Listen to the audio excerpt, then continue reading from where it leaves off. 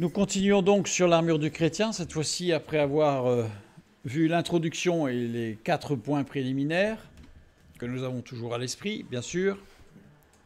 Nous allons pouvoir commencer chaque arme défensive décrite dans Éphésiens chapitre 6. La première arme défensive qui nous est décrite, c'est non pas le casque du salut auquel nous aurions pu nous attendre, mais la ceinture de vérité. Pourquoi ce n'est pas le casque du salut en premier? Parce que Paul ne s'adresse pas à des gens non convertis ou à des jeunes convertis, mais à des gens qui sont convertis et qui ont besoin de grandir. Donc le salut est un acquis. C'est-à-dire que le casque du salut ne va pas véritablement concerner le salut par grâce acquis. Et ça, nous le verrons plus tard. Donc la première des armes défensives, c'est la ceinture. Ceinture de vérité. Nous allons donc lire le texte et nous le lirons à chaque arme afin d'avoir bien en tête la structure de ce que Paul nous apporte. Au reste, donc Éphésiens chapitre 10, les versets 10 au début du verset 14. Au reste, fortifiez-vous dans le Seigneur et par sa force toute puissante. Revêtez-vous de toutes les armes de Dieu afin de pouvoir tenir ferme contre les ruses du diable, car nous n'avons pas à lutter contre la chair et le sang, mais contre les dominations, contre les autorités, contre les princes de ce monde de ténèbres, contre les esprits méchants dans les lieux célestes. C'est pourquoi prenez toutes les armes de Dieu en vue de cultiver la puissance reçue et celle qui sera donnée pour se tenir debout là où le moment l'exige, pour ne point fléchir face à l'épreuve qui tendrait à mettre à mal l'héritage des saints, et en même temps vous serez assurés, après avoir ainsi tout préparé et fait, vous tiendrez ferme en vous tenant prêt, intact, à votre place, en sûreté par des règles clairement fixées. Ainsi donc, soyez encouragés à tenir ferme en vous tenant prêt, intact, à votre place, en sûreté par des règles clairement fixées. Donc nous avions vu que la première partie concernait des raisonnements, en fait, pour lesquels il va falloir faire attention, et des raisonnements qui en particulier affaiblissent l'Église, corps de Christ. La fin de cet énoncé, donc là on est en introduction quelque part sur l'armure du chrétien, et ensuite l'armure du chrétien. Ayez à vos reins la vérité pour ceinture, ce que nous allons voir ce soir. Revêtez la cuirasse de la justice, mettez pour chaussure à vos pieds le zèle que donne l'évangile de paix. Prenez par-dessus tout cela le bouclier de la foi avec lequel vous pourrez éteindre tous les traits enflammés du malin. Prenez aussi le casque du salut et l'épée de l'esprit, qui est la parole de Dieu. Faites en tout temps par l'esprit toutes sortes de prières et de supplications. Veillez à cela avec une entière persévérance et priez pour tous les saints. Le verset 13, celui qui nous intéresse, c'est pourquoi prenez toutes les armes de Dieu. Alors, avant de celui qui nous intéresse, une petite introduction quand même, j'allais oublier. Toutes les armes, regardons de plus près l'armure du soldat romain dont parle Paul, avec les différents éléments. La ceinture, la cuirasse, les chaussures, le bouclier, le casque et enfin l'épée. Toute l'armure était réalisée ou recouverte de cuir ou assemblée avec le cuir. C'est-à-dire qu'en fait, le cuir était omniprésent dans l'armure du soldat romain. Le cuir, c'est fait de peau, une peau de bête qui a été tuée. Nécessite la mort d'un animal. C'est-à-dire que déjà, le principe même de l'armure du chrétien, c'est qu'elle est assemblée, qu'elle est maintenue, voire qu'elle est carrément, pour certaines pièces, fabriquée à partir de cuir, qui nécessite systématiquement la mort d'un animal. Comme les premiers vêtements que Dieu a fait à Adam et Ève, il a fallu la mort d'un animal. La première fois qu'il y a eu la mort sur terre, c'est Dieu qui a donné la mort à un animal pour donner des vêtements à Adam et Ève. Il a fallu donc un sacrifice. Il a fallu qu'un animal meure pour que nous puissions être, pour que le Romain puisse avoir cette arme et pour que Adam et Ève puissent être revêtus de vêtements. Ce n'est qu'au travers du sacrifice de Jésus-Christ que l'on peut revêtir ces armes. C'est-à-dire que ces armes, ce n'est même pas la peine d'imaginer une situation où on pourrait y arriver sans reconnaître l'œuvre de Christ sur la croix. Ça, c'est fondamental. L'armure du chrétien ne peut se vivre, ne peut se revêtir qu'au travers de l'œuvre de Christ. Ça sera gardé à l'esprit tout le temps. Maintenant, venons à notre texte de base pour ce soir. Ayez à vos reins la vérité pour ceinture. Premier élément de l'équipement du chrétien.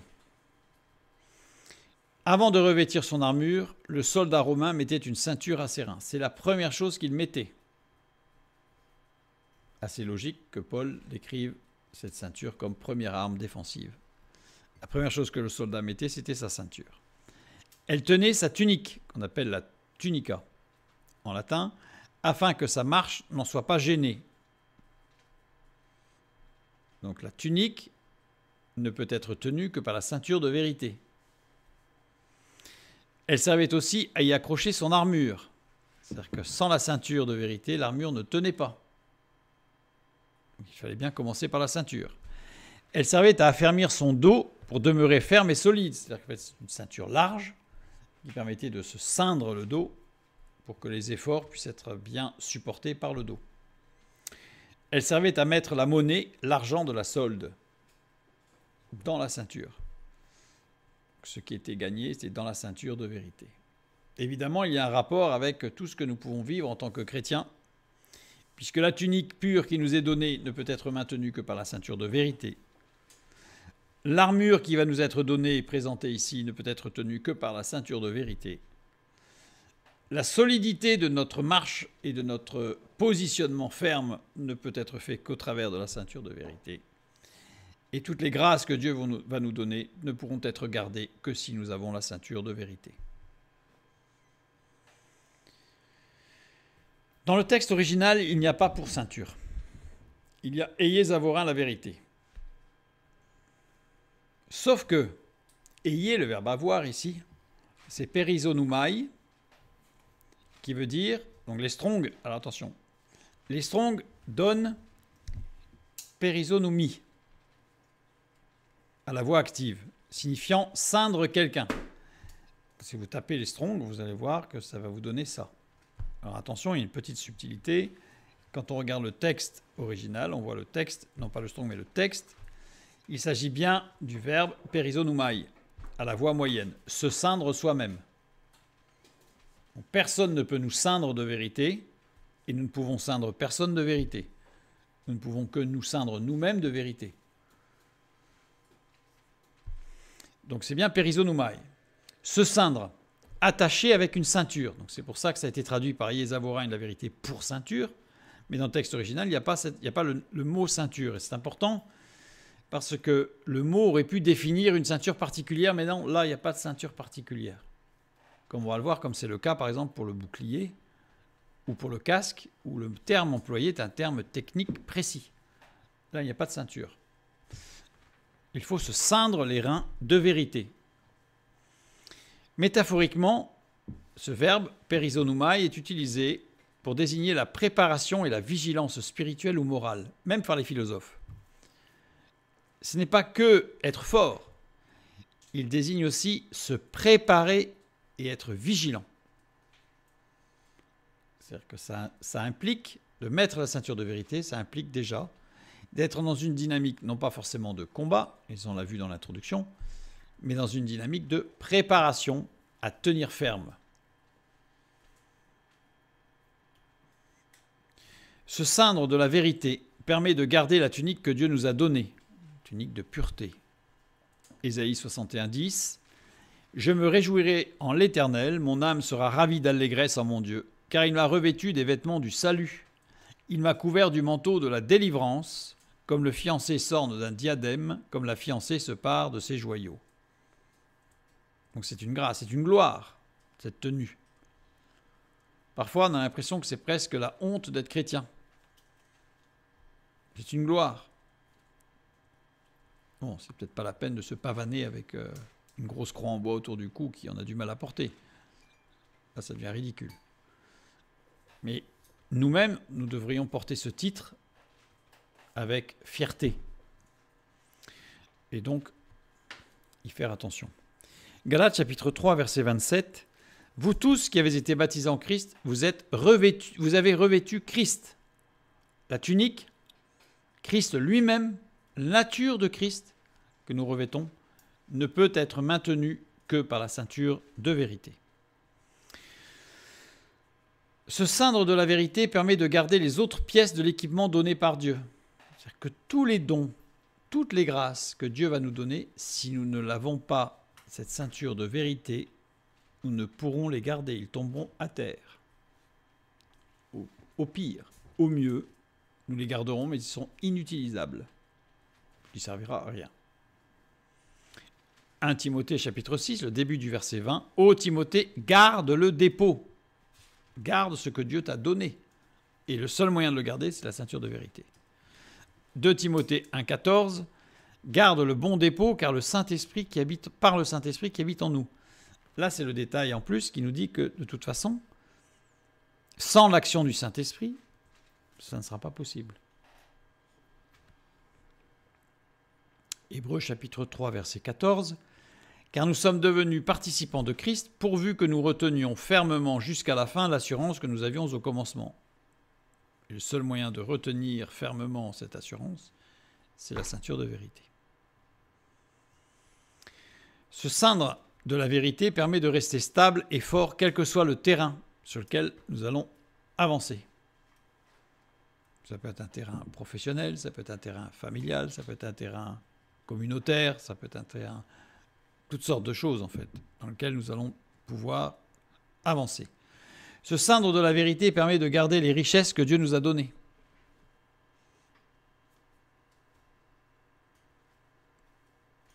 Ésaïe chapitre 11, verset 5. « La justice sera la ceinture de ses flancs et la fidélité la ceinture de ses reins. » La justice ici, ce que nous recevons de Dieu. Nous sommes justifiés par Dieu, pas par nos œuvres, pas parce que nous sommes forts, très forts, archi forts, nuls, non. Nous sommes justifiés par grâce, par Dieu. Et la fidélité, par contre, c'est ce que nous retournons à Dieu. Parce que la fidélité engage notre responsabilité. La fidélité, ça ne veut pas dire qu'il va y avoir des écarts, mais l'engagement dans une marche de fidélité, ça tient à notre responsabilité, à notre engagement. Donc, ce que Dieu nous donne est la ceinture à mes flancs, et ce que je vais retourner va être la ceinture à mes reins. Revenons sur ce verset d'Éphésiens 6. « Ayez à vos reins la vérité pour ceinture. » Avant de regarder plus en profondeur les deux aspects de la ceinture de vérité, la parole de Dieu stipule formellement de porter cette ceinture à nos reins. Ce qui paraît un peu logique. Une ceinture autour du cou, ça ne s'appelle pas une ceinture, ça s'appelle un collier. Donc ça veut dire qu'à un moment donné, il y a une sorte de pléonasme qui insiste en fait. Ésaïe 11, 5, toujours, la justice sera la ceinture à ses flancs et la fidélité à la ceinture de ses reins. Nous allons regarder les flancs. Que sont les flancs? Moten. Moten en hébreu qui désigne les reins. Une racine composée qui donne un sens symbolique de svelte, plein de force et de légèreté.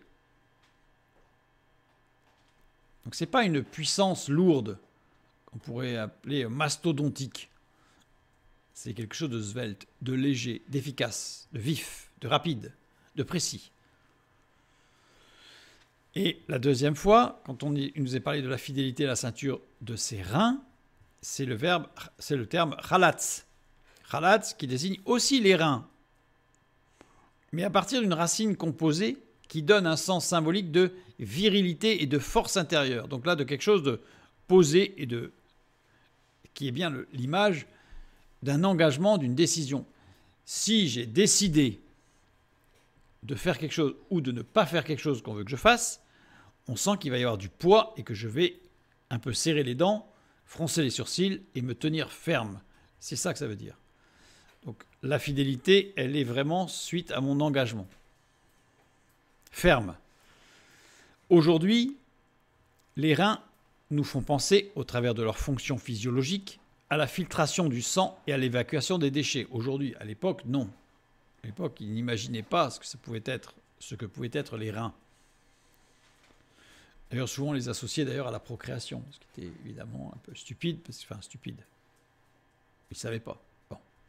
Aujourd'hui, on sait à quoi servent la fonction des reins, la purification du sang. une portée symbolique évidemment très importante par rapport au fait que la fidélité permet de se garder pur et la justice de Dieu permet d'être pur. Les reins des animaux étaient offerts à Dieu en sacrifice. On le voit dans le Lévitique chapitre 3, 3 à 5. C'est-à-dire que la symbolique physiologique du rein était offerte à Dieu, la purification. Associée aux hommes, évoque les organes génitaux et la descendance. Je ne savais pas à quoi ça fonctionnait, à quoi ça marchait, à quoi ça servait. Représentait surtout la partie la plus intime de l'être humain, les reins. En fait, les reins, ce n'était pas que l'organe, c'était tout le bassin, en fait, avec tout ce que cela pouvait comporter comme intimité. Et tout cela était offert à Dieu. Pour voir si quelqu'un est juste, Dieu scrute ses reins et son cœur. Au lieu d'avoir un mot abstrait pour dire conscience, les auteurs bibliques emploient le mot rein pour une conscience pure. Les reins sont le siège de la conscience qui doit être renouvelée dans la vérité. Les reins sont symboliquement, évidemment, le siège de la conscience qui doit être renouvelée dans la vérité. Sa conscience renouvelée dans la vérité, qu'est-ce que cela peut vouloir dire ? 1 Pierre 1,13 « C'est pourquoi, saignez les reins de votre entendement, soyez sobres et ayez une entière espérance dans la grâce qui vous sera apportée lorsque Jésus-Christ apparaîtra. » Vous remarquez qu'on retrouve la notion de raisonnement. Saignez les reins de votre entendement, de votre compréhension, de votre réflexion.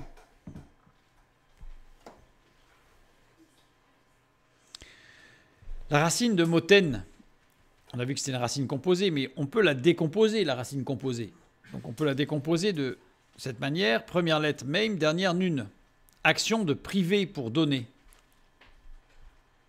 Donner quoi ? Le tav qui est au centre.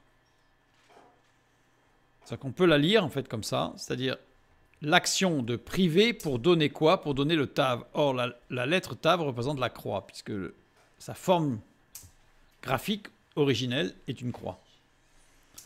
Donc c'est la croix. Maintenant, si je regarde de l'autre côté, chalatz, c'est une racine composée que nous allons donc décomposer. Si je prends la première et la dernière lettre, comme pour moten, c'est ce qui sort de l'intérieur et qui divise ou amène la querelle. Oula. Ça, c'est moins bon. Et la lettre centrale, lamed, symbolise le bras de l'homme, son action. C'est-à-dire que la fidélité, c'est ce qui va ceindre, contraindre, serrer tout ce qui sort de nous, tout ce qui sort de l'homme dans ses actions et qui pourrait amener la querelle, la division. La justice de Dieu, elle amène quoi à la croix ? La grâce, le sacrifice du Fils de Dieu. Maintenant, nous allons parler de la vérité, ceinture de vérité. Il y a bien Ponce Pilate qui a posé la question, qu'est-ce que la vérité ? C'est un sujet de philo, ça. Qu'est-ce que la vérité ? La vérité, peut-on la connaître ? Intrinsèquement, non. Parce que nous-mêmes, nous ne nous connaissons pas. Puisqu'au fond de nous-mêmes, dans notre inconscient, il y a des choses que nous ne connaissons pas. Des choses qui nous amènent à réagir d'une certaine façon, mais qui en réalité ne sont qu'une réaction. C'est-à-dire quelque chose qui n'est pas fondamentalement vrai au fond de nous, puisque c'est réactionnel. Alors, le premier aspect de la vérité, ce que l'on reçoit dans la parole de Dieu. Dans le monde, il n'y a pas de vérité absolue. Tout est relatif. Définition du dictionnaire, la vérité, c'est la conformité aux faits ou à la réalité. Déclaration acceptée ou établie comme étant vraie, synonyme de réalité. C'est dangereux, ça, comme définition. Moi, c'est repousser le problème un peu plus loin, c'est qu'est-ce que la réalité ? Si quelque chose marche, c'est que c'est vrai. Ça, c'est ce que l'on voit dans le monde. Attention, ça, pour le coup, ce n'est pas la vérité. Je vais vous donner juste un exemple rapide. Une personne que je connaissais qui faisait des crises d'épilepsie, qui est allée voir un guérisseur. C'est une personne non convertie, donc voilà, elle avait entre 20 et 25 ans. C'était une jeune femme qui va voir un guérisseur. Le guérisseur lui fait, comme elle dit elle-même, tout un tas de trucs. Il fait des incantations bizarres, il chante, la femme, bref, elle ne comprend pas. Mais toujours est-il qu'il lui donne une amulette à mettre autour du cou en lui disant il ne faudra jamais l'enlever.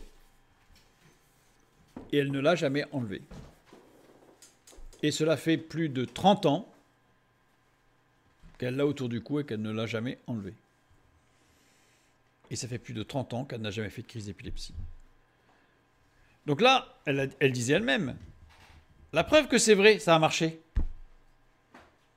Sauf que le jour où cette femme s'est approchée de Dieu et qu'elle a demandé la prière, elle s'est approchée d'un serviteur de Dieu qui avait été missionnaire en Afrique pendant des dizaines d'années. Et il a vu l'amulette. Il lui a dit, est-ce que vous autorisez, est-ce qu'on enlève l'amulette? Elle a dit, oui, bien sûr, ça fait 30 ans que je l'ai, mais il n'y a pas de souci. Au moment où elle l'a enlevé, elle a fait une crise d'épilepsie. Lui, il a prié dans le nom de Jésus-Christ, et la crise d'épilepsie s'est arrêtée instantanément, et elle n'a plus jamais fait de crise d'épilepsie après parce qu'elle a été guérie. Là, on pourrait dire, la preuve que ça marche. La preuve que c'est vrai, ça marche, la prière. Il y a une petite différence entre les deux cas. C'est qu'à l'issue de la prière, il a demandé à la jeune femme, à la femme, puisque c'est plus jeune, puisqu'elle avait 30 ans de plus, donc, il a demandé à la femme si on pouvait ouvrir l'amulette. Et ils ont, à la fin de la réunion à l'église, voilà, ils ont ouvert l'amulette. Et il y avait un petit papier dedans. Et sur ce petit papier, à la main, c'était écrit « Maintenant que tu as son âme, laisse son corps en paix ». C'est pas parce que ça marche que c'est vrai. Attention. Attention au piège. Malheureusement, cette pensée que si quelque chose marche, c'est que c'est vrai, se retrouve aujourd'hui chez les chrétiens. Avec toutes sortes de choses. Tout est relatif et il n'y a donc pas de réalité vraie. Même chez les chrétiens, on entend ça des fois. Ah, tout est relatif. C'est différent. Alors il faut comprendre que c'est sa propre réalité, c'est pas la tienne. Pas d'autorité qui décide si une action est positive ou négative, bonne ou mauvaise. Ça dépend. Ça dépend. Il n'y a ni juste ni faux, et donc ce que je ressens comme bon doit être bon. Puisque si moi je le vois bien, si je le sens bien là, ça me fait du bien là, donc c'est bon. Il y a plein de gens qui mangent des choses qui sont absolument mauvaises pour la santé, mais ils vous disent « Ah non, mais moi j'aime bien, ça me fait du bien ». Puis quelques 10-15 ans plus tard, là c'est trop tard. Position appelée éthique situationnelle ou situationnisme. Ça dépend. Tout est relatif. Chacun fait ce qui lui semble bon. On a déjà vu cette situation quelque part. Il y a une expression qui dit que l'enfer est pavé de bonnes intentions. Ce n'est pas parce que les intentions sont bonnes. Ce n'est pas parce que ce qui est fait utilise des choses qui ne sont pas mauvaises que c'est bon. Tout est relatif. Tout est relatif. La vertu est remplacée par les valeurs de chacun. Et ça, c'est typique aujourd'hui. Pourtant, il n'y a pas si longtemps que ça, mais déjà, je dirais qu'il y a presque 50 ou 70 ans. Tout le monde connaissait les valeurs, les vertus. La vertu travail, la vertu fidélité. On ne pouvait peut-être pas la définir exactement, mais tout le monde savait de quoi on parlait. Mais la vertu, aujourd'hui, ça n'existe plus. Ce sont les valeurs. Chacun a ses valeurs. Donc ce que l'un pense bon pour lui, Ben, un autre peut dire non, mais ça c'est pas bon, mais pour moi c'est mieux autre chose. Alors qu'à l'époque où on parlait des vertus, tout le monde comprenait ce que c'était. Tout a été remplacé. Et aujourd'hui, la vérité a été remplacée par une vérité. Et c'est dramatique. Le rejet de la vérité absolue ou universelle et le relativisme culturel qui en découle sont simplement le résultat logique d'une société qui a épousé la théorie de l'évolution pour expliquer l'origine de la vie. Puisque la théorie de l'évolution s'applique aussi au niveau social, c'est le plus fort qui gagne, c'est le plus fort qui reste, mais le plus fort, ce n'est pas forcément le meilleur. Dans le sens de l'éthique, de la morale. D'ailleurs, en général, celui qui joue sur sa force pour montrer que c'est lui le premier, c'est pas très moral. Si l'évolution dit vrai, alors la vie n'a pas de sens, puisque c'est un coup de chance quelque part. Donc la vie n'a pas de sens, nous n'avons pas de but, et il ne peut y avoir de bon ou de mauvais absolu. Je l'ai déjà entendu. C'est la loi de la nature. Voilà. Donc on n'a pas de but dans la vie en fait, puisque c'est pur hasard. L'homme se pense alors libre de mener sa vie comme il l'entend, et il ne serait responsable d'aucun de ses actes. C'est la théorie sociétale d'aujourd'hui. C'est le postmodernisme. Romains chapitre 1 versets 18 à 22. La colère de Dieu se révèle du ciel contre toute impiété et toute injustice des hommes qui retiennent injustement la vérité captive, car ce qu'on peut connaître de Dieu est manifeste pour eux, Dieu le leur ayant fait connaître. En effet, les perfections invisibles de Dieu, sa puissance éternelle et sa divinité se voient comme à l'œil depuis la création du monde quand on les considère dans ses ouvrages. Ils sont donc inexcusables, puisqu'ayant connu Dieu, ils ne l'ont point glorifié comme Dieu et ne lui ont point rendu grâce. Mais ils se sont égarés dans leurs pensées, et leur cœur sans intelligence a été plongé dans les ténèbres. Se vantant d'être sages, ils sont devenus fous.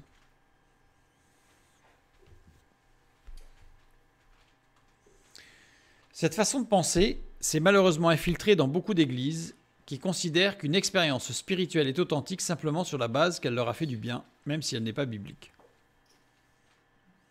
Parfois, on entend des choses. Ah, j'ai fait une expérience spirituelle extraordinaire. Ah bon, c'était quoi? Alors, on a fait ceci, cela. Oui, mais là, c'est pas biblique. Ah, mais moi, je sais pas. Mais ce que je sais, c'est que ça m'a fait du bien. Donc, c'est bon. Ben non. Rappelez-vous l'exemple de tout à l'heure. Attention aux apparences. L'exemple de la nourriture. On peut trouver ça bien à un moment donné, mais attention aux conséquences. Tout ne se voit pas immédiatement. Le mensonge le plus dangereux est celui qui ressemble le plus à la vérité. Mais même si ça ressemble à la vérité, ce n'est pas la vérité. Vérité en hébreu, c'est le terme émet. 3 lettres. Aleph, Meim, Tav.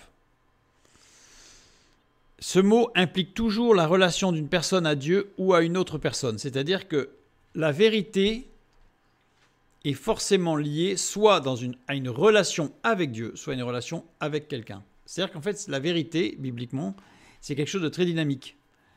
C'est relationnel.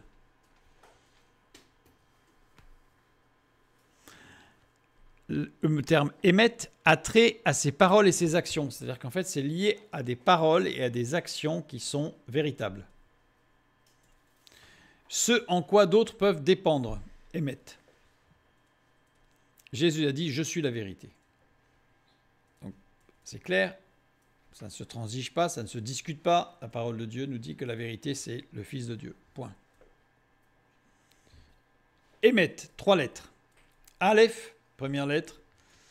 Aleph, c'est une lettre qui ne se prononce pas. Alors, dans certains ouvrages, on peut trouver qu'elle se prononce, mais en fait, elle se prononce au travers d'un mouvement de glotte arrière. Je vous laisserai vous entraîner. La valeur numérique de Aleph, c'est 1. C'est la première lettre de l'alphabet et elle symbolise Dieu.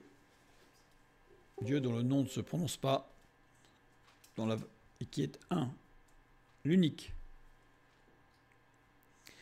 Si j'enlève la lettre Aleph, symboliquement Dieu de la vérité, si j'enlève le premier mot, si j'enlève la lettre qui symbolise Dieu qui ne se prononce pas, donc c'est imperceptible, ça fait le mot Met, la mort. La vérité sans Dieu mène à la mort. Parce que Dieu est la vérité. En hébreu, première lettre de l'alphabet, Aleph. Dernière lettre de l'alphabet, le Tav. C'est comme l'alpha et l'oméga. La lettre centrale de l'alphabet, c'est Meim, qui est elle-même la lettre centrale de l'alphabet hébraïque. C'est-à-dire que ce mot, il est quand même assez particulièrement construit. La vérité doit être au commencement, à la fin, au centre. La vérité, ce n'est pas que le but à atteindre. En disant, peu importe le moyen, tant que j'arrive à la vérité. Non, on doit partir de la vérité, marcher dans la vérité, pour arriver à la vérité. La vérité de A à Z, de Aleph à Tav. Et dans toutes nos actions, dans toutes nos pensées, il doit y avoir la vérité. Mais pouvons-nous contrôler nos pensées? Ah! Ça, c'est le sujet compliqué, ça. Parce que nos pensées, ça part un peu dans tous les sens. Et parfois, c'est difficile de contrôler ses pensées. Je suis gentil, hein, je dis parfois. C'est impossible de contrôler ses pensées. Ça part dans tous les sens. Et allons plus loin. Peut-on contrôler nos rêves? Parce que des fois, dans nos rêves, il se passe des choses, pas forcément totalement impures, mais alors d'où ça sort? Et c'est incontrôlable, quoi. On va y venir. Le second aspect de la vérité, ce que nous donnons. Donc le premier aspect, c'est ce que nous recevons, qui est de Dieu, parce que sans Dieu, il n'y a rien. Il ne peut pas y avoir de vérité sans Dieu. Et ce que nous donnons maintenant. Nos paroles, nos actes, c'est ça que nous donnons. Matthieu chapitre 5, verset 37. Que votre parole soit oui, oui, non, non. Ce qu'on y ajoute vient du malin. Déjà là, on a une bonne piste. Hein. Et qu'ajoute-t-on à oui? Qu'est-ce qu'on ajoute tout le temps, ou quasiment tout le temps, à oui? On dit oui, je te pardonne, mais... Voilà, ça commence. Oui, je te pardonne, mais... Alors, on pardonne ou on ne pardonne pas là? Oui, tu as raison, mais... Oui, tu as raison, mais bon... Tu ne l'as pas dit de façon gentille. Il faut toujours trouver quelque chose, en fait, à redire. Non. Et qu'ajoute-t-on à non? Non, je refuse une telle proposition, mais...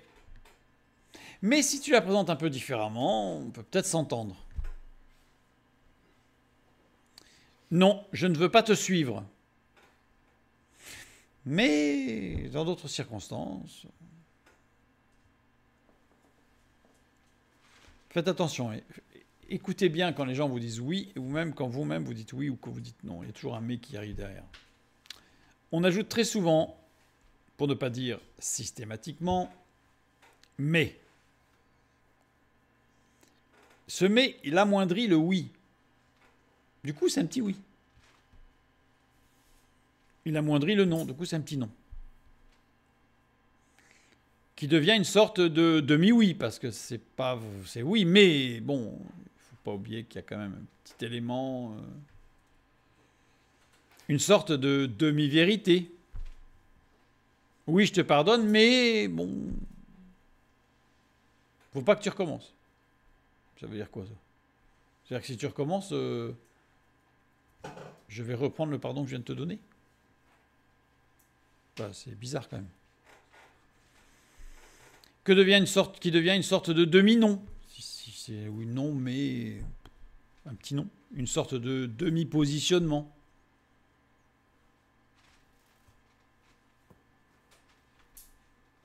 Une demi-vérité est une tentative de cacher un mensonge.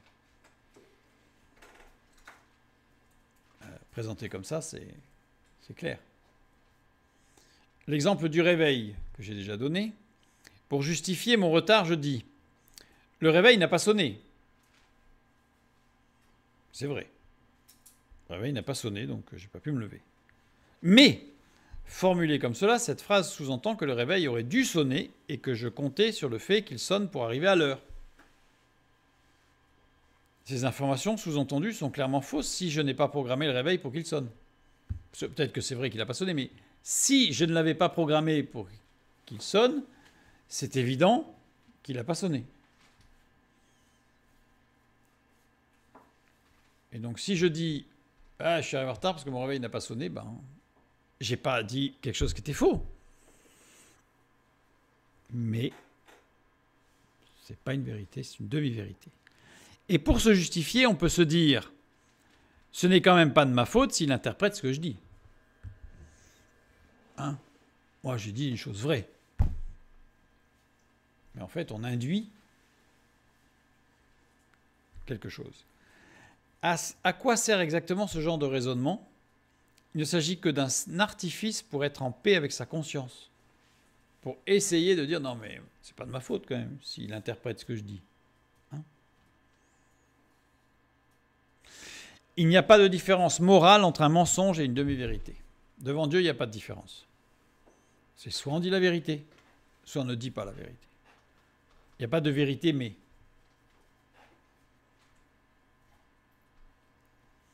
Une demi-vérité est donc une tentative de cacher un mensonge.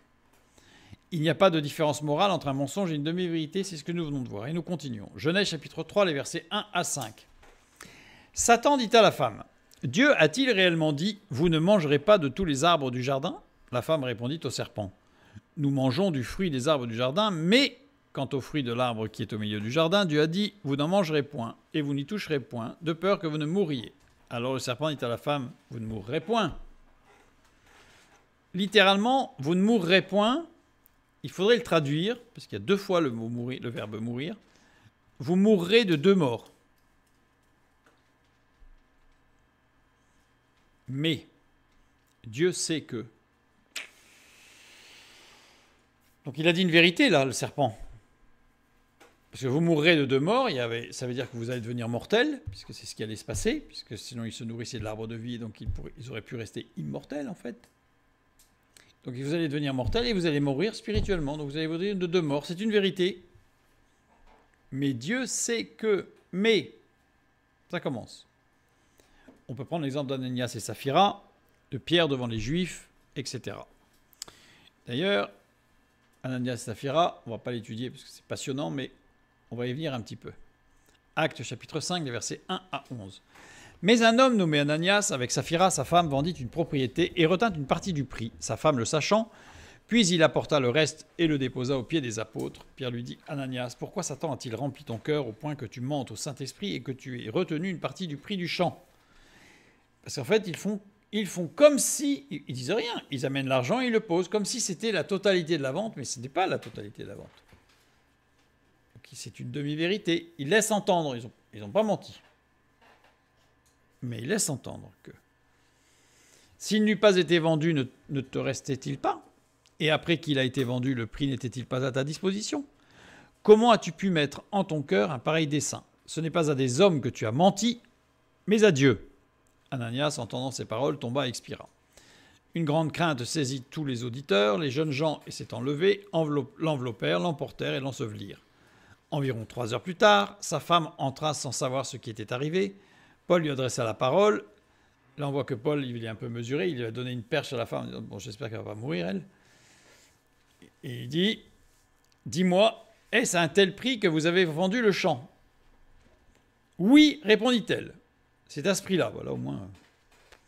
Alors Pierre lui dit, comment vous êtes-vous accordé pour tenter l'Esprit du Seigneur? Voici, ceux qui ont enseveli ton mari sont à la porte, et ils t'emporteront. Au même instant, elle tomba aux pieds de l'apôtre et expira. Les jeunes gens, étant entrés, la trouvèrent morte. Ils l'emportèrent et l'ensevelirent auprès de son mari. Une grande crainte s'empara de toute l'assemblée et de tous ceux qui apprirent ces choses. Rien d'étonnant. Quand elle répond oui, c'est intéressant parce qu'elle répond oui. Alors en français, c'est oui. Ah, on sent le tonitruant. Mais en grec, il y a une subtilité. Elle répond naï. Il existe 7 mots ou expressions pour dire oui en grec ancien. Ben, le grec ancien est très très riche en subtilité. Donc il y a 7 mots pour dire oui. Le premier, c'est malista. Malista, tout à fait, absolument, certainement. Le deuxième, c'est égogé. Égogé, moi, oui, pour ma part, certainement. Alété ou alétos, vraiment, en vérité. D, particule affirmative, assurément, sans doute. Autos, ainsi, c'est exact. Littéralement, c'est bien de cette manière-là que ça s'est fait. Et enfin, epaino, syntitemi ou syntitemi, j'approuve, je suis d'accord. Ce sont des verbes. On a dans malista une notion d'affirmation forte. Dans égogé, on a la notion d'engagement personnel. Ce qui n'est pas la même chose. Dans alété ou alétos, on a une insistance sur la vérité. D, c'est plus de la poésie du discours, donc c'est vraiment une formulation rhétorique. Autos, c'est une réponse solennelle. Et epaino syntitemi, dans les débats philosophiques ou politiques. Donc là, on comprend qu'elle n'est pas utilisée syntitemi ou epaino, parce qu'on n'est pas dans un débat philosophique, là, quelque chose de très terre-à-terre. On comprend que ce ne soit pas autos, parce qu'il n'y avait rien de solennel, de document administratif, ni de la poésie. Elle n'est pas en train de faire de la poésie, là. Donc, ça aurait pu être plutôt l'un des deux. Mais elle a mis naï. Or, naï, c'est un oui neutre. Aucune affirmation, aucun engagement, aucune insistance, aucune solennité. En français, c'est difficile à rendre parce qu'on ne peut pas le rendre en français, puisqu'on n'a pas de oui neutre. Il y a des oui fermes, il y a des oui engageants, il y a des oui je confirme, j'affirme, et puis il y a un oui neutre. Ouais. Voire tout petit peu, quoi. Oui. On ne sait pas trop ce qui a été dit, en fait, mais bon. On suppose que c'est oui, quoi. Donc voilà, on sent bien que là, il y avait un oui neutre. Donc pas d'affirmation franche. C'est un mensonge. Nos pensées. 2 Corinthiens, chapitre 10, verset 5. Nous renversons les raisonnements et toute hauteur qui s'élève contre la connaissance de Dieu. Et nous amenons toute pensée captive à l'obéissance de Christ. Ce verset-là, il fait mal. Parce que comment je peux amener toutes mes pensées captives à l'obéissance de Christ? Invitation à laisser toutes nos pensées venir à la conscience afin de les accepter ou de les rejeter en toute lucidité. En fait, on va voir, on va aller plus loin. Genèse, chapitre 3, les versets 9 et 10. Mais l'Éternel Dieu appela l'homme et lui dit : « Où es-tu ? » Il répondit : « J'ai entendu ta voix dans le jardin et j'ai eu peur parce que je suis nu et je me suis caché. » Depuis la chute, l'homme se cache. C'est le premier réflexe de l'homme, c'est de se cacher. C'est le réflexe encore aujourd'hui. C'est amusant parce que les enfants, en fait, ils ont ce réflexe naturel, les tout petits. S'il a pris quelque chose qui n'était pas à lui, c'est toi qui l'as pris, il met les mains dans le dos. Ah non. Parce qu'instinctivement, il va cacher ses mains. Mais c'est toi qui as dit le gros mot ou qui a... Il va mettre la main devant la bouche. Ah non, c'est pas moi. C'est tout petit, c'est assez extraordinaire de voir comment en fait ils réagissent aux mensonges. L'homme, depuis la création, donc refoule ses joies, ses pulsions, ses colères au nom de conventions sociales. C'est-à-dire qu'il y a des choses, ça se fait pas, on le dit pas. Hein. Puis il y a des choses, on a peu la honte quand même. Tout ça, c'est ce qui est pris dans la théorie de la libido de Freud, ou l'élan vital ou émotion profonde de Bergson, volonté profonde de Ferrière. J'ai mis les bibliographies à la fin. À la chute, l'homme a perdu sa liberté de conscience. Il se cache. liberté de conscience, nous avons un aspect conscient et un aspect inconscient. On prend l'image de l'iceberg. On prend l'image de l'iceberg avec la partie consciente qui va être la partie émergée et la partie inconsciente qui va être la partie immergée, qui ne se voit pas.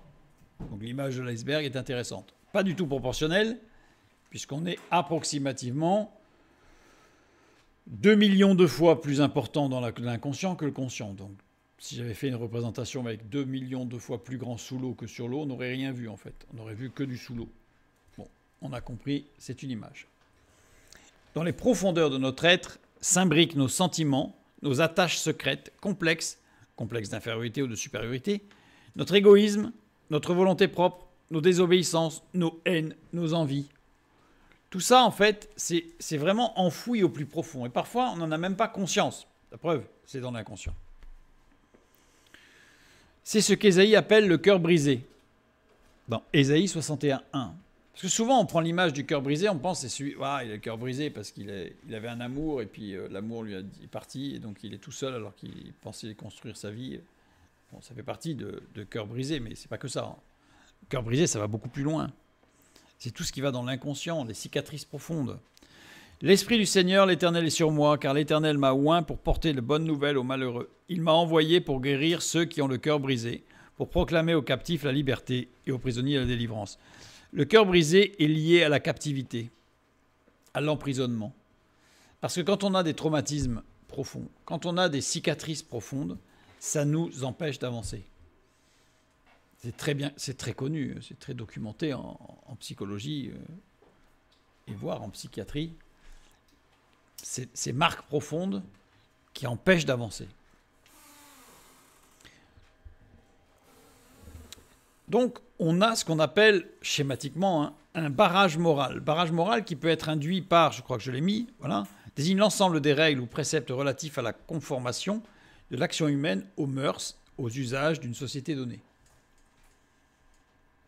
Donc ça, c'est pas le même barrage entre plusieurs sociétés. Par exemple, la nudité. Vous avez des tribus dans lesquelles la nudité n'est absolument pas un barrage moral.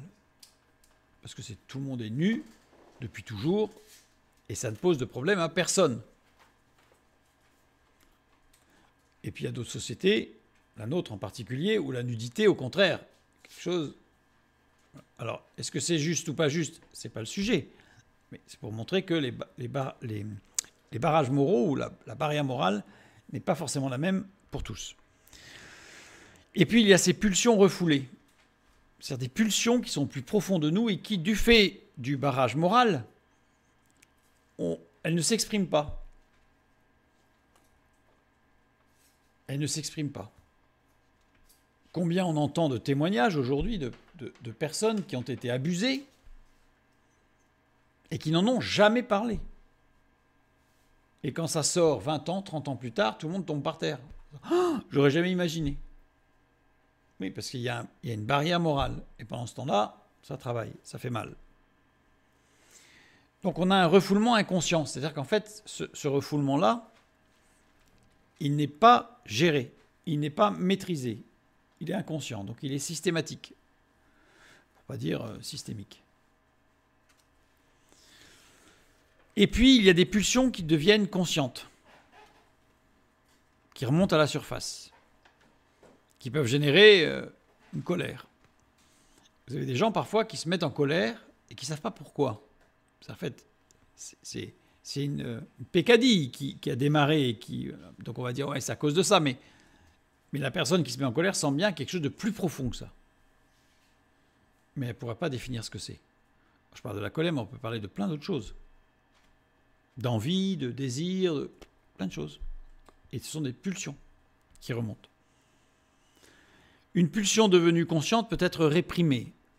C'est-à-dire qu'à partir du moment où une pulsion apparaît au niveau de la conscience, on peut envisager de la réparer. On peut envisager de faire quelque chose avec. Mais tant qu'elle est inconsciente, c'est impossible. Et c'est destructeur, parce que ça s'amplifie au fur et à mesure.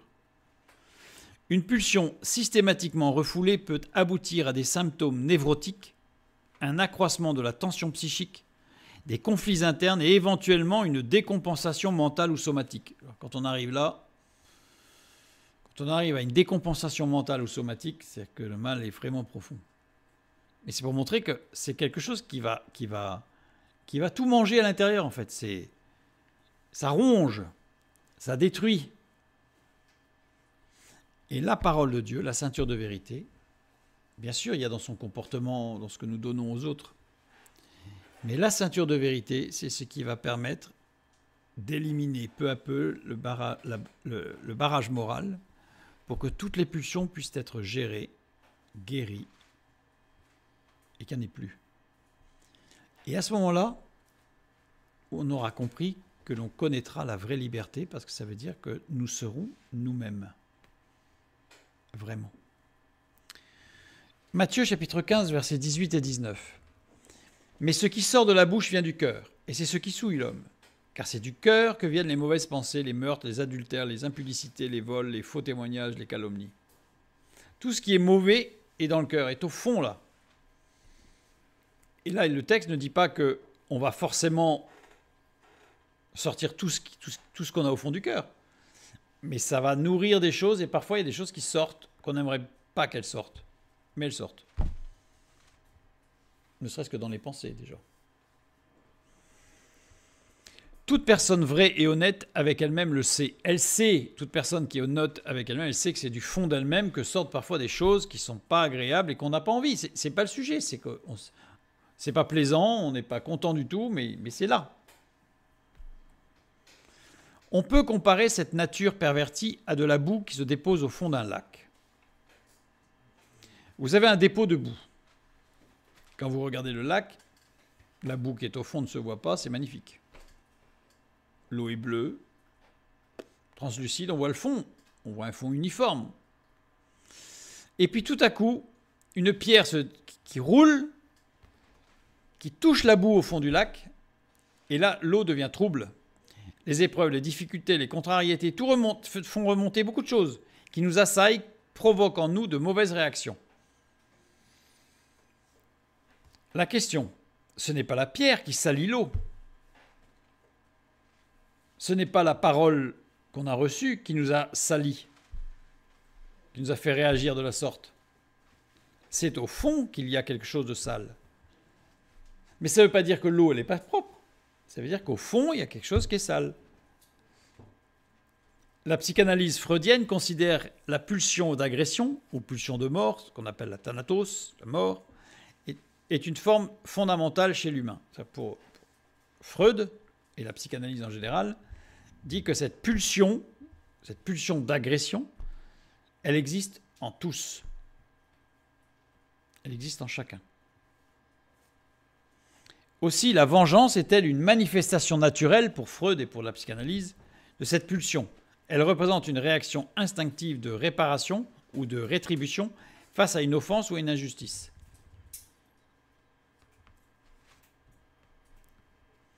Et la civilisation impose des restrictions, la barrière morale, à la pulsion de vengeance pour maintenir la paix sociale. Je ne suis pas en train de dire qu'il faut se venger. Je suis en train de dire que c'est interdit d'aller exprimer cette colère, en fait.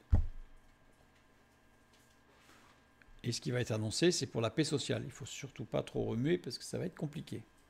Et ça, dans les églises, c'est une calamité. C'est une plaie. Ne pas pouvoir dire des choses vraies. Ben ouais, non, parce qu'il faut être dans l'amour. Alors, il y a une étude, je vous renvoie vers cette étude qui s'intitule « L'amour juste ou juste l'amour ». Rien que dans le titre, ça y est, on a compris. La parole de Dieu nous invite à l'amour juste, pas à juste l'amour.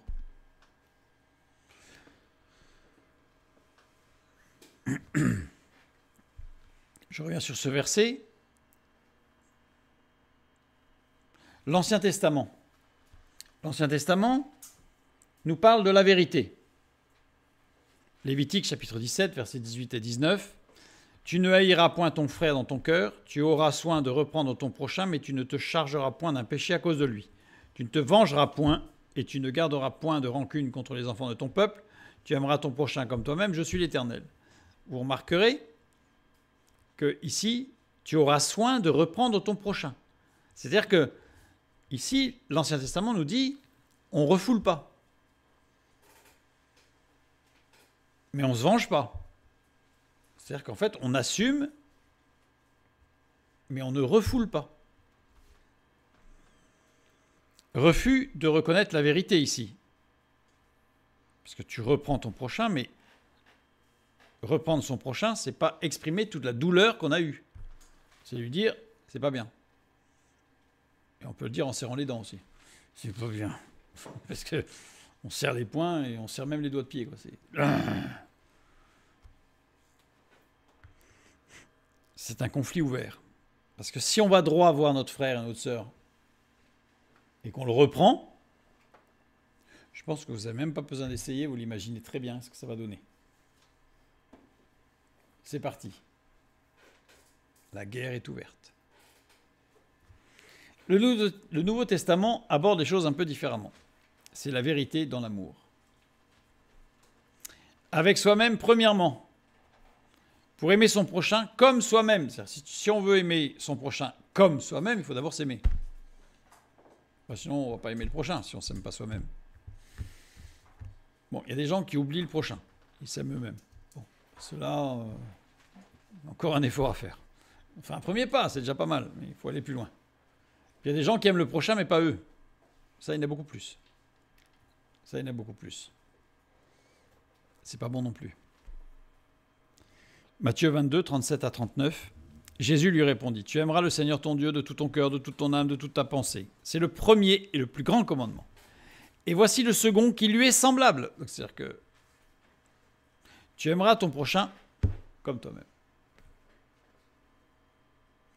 Comment peut-on aimer son prochain? Même, il y a un texte de la parole qui dit, comment peut-on aimer Dieu si on ne s'aime pas soi-même? Compliqué ça. Refus de reconnaître la vérité, conflit avec soi-même. C'est-à-dire que la parole de Dieu nous dit que si on refuse de reconnaître la vérité, le premier conflit, il est avec nous-mêmes. Logique. Un refoulement, c'est un problème interne. Conflit avec son prochain, ensuite. C'est-à-dire que si on a un conflit avec nous-mêmes, il est évident que ça va aboutir avec un conflit avec le prochain. C'est évident. Remarque. La ceinture était la véritable carte d'identité du soldat romain. La boucle de la ceinture comportait la marque du corps d'armée à laquelle le légionnaire appartenait. C'est-à-dire que c'était la boucle du ceinturon. Aujourd'hui, on a des écussons. Si vous faites partie de la marine nationale ou de l'armée de l'air, vous avez des écussons particuliers qui vous permettent de vous reconnaître. Là, c'était le ceinturon. La boucle du ceinturon qui marquait l'appartenance. La vérité. La vérité doit être une marque que porte le chrétien. Il y était très attaché à sa ceinture, le soldat romain, à tel point que lorsqu'il était puni, elle lui était retirée. C'est-à-dire que quand dans la Légion, il y avait une punition pour mauvais comportement ou manquement aux règles de l'armée, on lui retirait sa ceinture, ce qui était une marque de honte. Il devait alors faire toutes les corvées avec la tunique lâche, signe d'infamie vis-à-vis des autres légionnaires. On a l'impression que certains chrétiens, ça ne les dérange pas trop d'avoir la tunique large.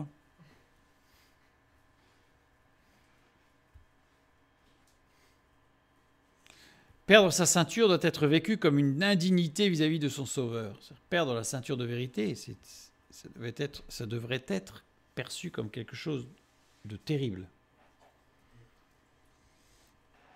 Et donc toutes ces actions là qu'on a vues dans l'inconscient et tout ça, c'est à la lecture de la parole de Dieu, parce qu'elle est la vérité. Donc la lecture de la parole de Dieu, on a des outils, le parler en langue, la communion fraternelle aussi parfois, qui peut aussi nous aider. Et on va construire, et l'objectif dans la vérité avec Dieu, c'est de supprimer les barrières morales. Qu'il n'y ait plus de refoulement. Que tout soit totalement assumé et guéri. lorsqu'il était en permission, c'est le seul élément qu'il avait le droit de conserver lorsqu'il sortait en ville, le soldat romain, sa ceinture de vérité. Il ne la quittait jamais. Même quand il n'était plus en armes, il gardait sa ceinture. Le chrétien doit garder sa ceinture en permanence. La ceinture de vérité, il ne la quitte jamais. La vérité doit être une marque de fierté que le chrétien arbore dans tous les domaines de sa vie. Tous les domaines de sa vie. La vérité. J'ai déjà entendu des gens me dire « Ah non, mais moi je suis commercial, donc je suis chrétien le soir, je suis chrétien la nuit, je suis chrétien le dimanche, mais dans la semaine je ne peux pas. » parce que... Alors si le produit qu'il vend, il vaut rien, ben, il vend autre chose, il change. On ne peut pas en tant que chrétien justifier de faire quelque chose d'immoral, de malhonnête, sous prétexte que c'est son travail. Parce que tant qu'à faire, sinon, autant parler d'une prostituée qui dit non, mais moi je suis chrétienne le soir, le dimanche, mais pour mon travail, dans la journée, bon, c'est un peu compliqué, ou le soir, c'est un peu compliqué. Donc, enfin, c'est aberrant en fait. Mais c'est pas plus aberrant en fait. C'est une fierté pour lui que de garder sa ceinture en toutes circonstances pour le soldat romain et pour nous. La vérité, est-ce qu'on l'a dans toutes circonstances? Partout. La principale caractéristique de la ceinture du légionnaire était le cingulum. Cingulum, la vérité doit être une marque notable pour ceux qui voient vivre le chrétien. C'est-à-dire que ceux qui voient vivre un chrétien doivent voir en lui la vérité. C'est une évidence. Le cingulum, il s'agissait de bandes de cuir souvent garnies d'appliques en bronze, fer ou cuivre. Vous savez, c'est ce qui était, on voit souvent sur la représentation des Romains, c'était les bandes de cuir qui sont devant et qui tombent le long de la ceinture tout autour là. Cingulum. En marche, ces bandes de cuir et leurs appliques produisent un tintement très caractéristique. C'est-à-dire que quand une armée de légionnaires marchait avec ces cingulum, ça faisait un bruit particulier qui donnait l'impression qu'il y avait des milliers d'hommes qui étaient en marche en train de venir. Et c'est là qu'on y voit toute la communauté. Si l'Église, si chacun de nous, nous veillons dans la vérité, si chacun de nous, nous veillons à cela, alors le corps de Christ, l'Église, marchera et ça s'entendra et ça se verra. Et le témoignage portera rapidement sur la vérité. Vous savez, c'est plaisant quand on vous dit au travail, voilà, on a une mission très particulière, on a pensé à toi parce qu'avec toi, on sait que c'est carré. C'est plaisant quand même. Et en même temps, ça nous libère de beaucoup de problèmes. Parce que s'il y a une mission qui est complètement pourrie, où il va falloir jouer de stratégie, de stratagème et de mensonges, les gens sauront qu'on ne va pas vers nous. On ne nous donnera pas ça. Parce que les gens savent que ça sera non. Déjà, ça ne sera même pas la peine d'aller à la confrontation. Alors que si on est dans le oui, mais bon, peut-être, on pourrait supposer que je pourrais, en faisant comme ça, c'est pas terrible, mais bon, je ne dis pas quelque chose de faux, mais l'autre va comprendre que, enfin bon, ça y est, c'est parti. Soyons vrais. Ferme. Carré. J'irai plus loin. Carrément carré. Le cingulum, en anatomie neurologique, c'est intéressant, parce que c'est le nom que portaient ces lattes de ceinture romaine. Mais aujourd'hui, autant pour les reins, aujourd'hui on sait ce que c'est le travail de filtration. En anatomie neurologique, le cingulum est un faisceau de fibres de substances blanches reliant le gyrus singulaire au complexe hippocampique. Vous avez tous... Le cingulum joue un rôle fondamental dans la coordination des processus cognitifs et émotionnels. Des études en neurologie ont montré que l'activation du cortex singulaire antérieur, et donc du cingulum, augmente lors de la détection d'erreurs, de conflits cognitifs ou de situations nécessitant un ajustement comportemental. Il participe à la modulation de la réponse comportementale suite à une erreur détectée. C'est quelque part, je trouvais que c'était presque amusant qu'une partie de notre cerveau s'appelle aussi le cingulum et que cette partie du cerveau serve à gérer les erreurs détectées. Le cingulum intervient dans le contrôle exécutif qui inclut la surveillance de l'action, la détection de divergences entre le résultat attendu et le résultat obtenu et l'ajustement des comportements. Donc le cingulum, d'un point de vue neurologique, aujourd'hui, une partie du cerveau qui sert à gérer et à donner la réaction aux erreurs. Et dans le texte biblique, nous avons la ceinture de vérité, cette ceinture de vérité qui portait le cingulum. Alors évidemment, ce n'est pas la même chose, mais j'ai trouvé amusant que les noms soient les mêmes. Parce que, quelque part, si nous avons l'habitude de marcher dans la vérité, cette partie du cerveau sera forte pour détecter les erreurs et donner un comportement adapté pour ne pas tomber dans l'erreur. Mais si on s'habitue à mentir, cette partie du cerveau va s'atrophier. Elle ne va plus s'exprimer. Donc ça veut dire que, à force d'habituation, j'appellerais ça même de violence à notre cerveau, avec le mensonge ou le défaut de vérité, eh bien en fait, on se détruit et on se rend inapte à détecter le mensonge et les erreurs. C'est quand même un véritable encouragement à marcher dans la vérité. En marche, ces bandes de cuir et leurs appliques produisent un tintement très caractéristique, on l'a vu. Le cingulum, donc, joue un rôle important dans la détection des erreurs parce qu'il contient ou relaie des circuits impliqués dans le cortex cingulaire antérieur, une région cérébrale très impliquée dans la surveillance cognitive, la détection de conflits et la correction des erreurs dans le cerveau. C'est-à-dire qu'en plus, cette partie du cerveau est là et sert à détecter les origines de conflits. C'est quand même pratique, plutôt que de tomber directement dans le conflit. Mais pour que cette zone soit active, il faut que nous marchions dans la vérité. Sinon, cette zone du cerveau va devenir inactive. Alors je vous rassure, neurologiquement parlant, ça, c'est pas une zone qui s'atrophie, qui ne revient pas. C'est-à-dire qu'en fait, elle est inactive, et si on revient dans la vérité, elle se réactive. Mais pas tout de suite. Voilà, ça va être un processus. La ceinture fait réellement, et au sens propre, éclater la vérité dans nos vies, dans notre inconscient et tout ça, qui vont remonter, mais pour une construction, pour une reconstruction, mais aussi dans nos relations avec notre prochain. Détection des erreurs, détection des zones de conflit, détection des demi-vérités. Donc là, on a véritablement la première arme défensive, elle est directement liée à nous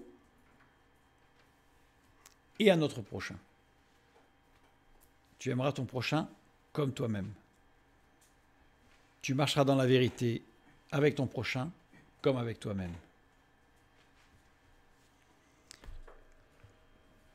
Que Dieu vous bénisse et à bientôt.